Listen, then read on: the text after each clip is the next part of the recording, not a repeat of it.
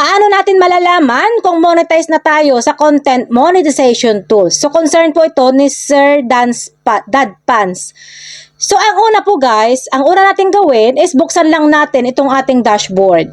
And then, dito sa taas, makikita natin itong monetization. Yan, pindutin natin. So, kapag po ganito ang nakikita ninyo, may nakalagay na invite only. Ang ibig lang sabihin niyan is hindi pa po kayo monetize.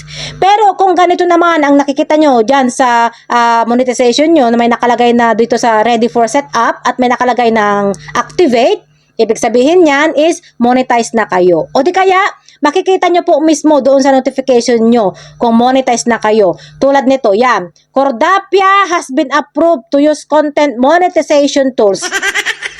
At kapag pinindot mo yan guys, ganito yung magpapakita. Get started.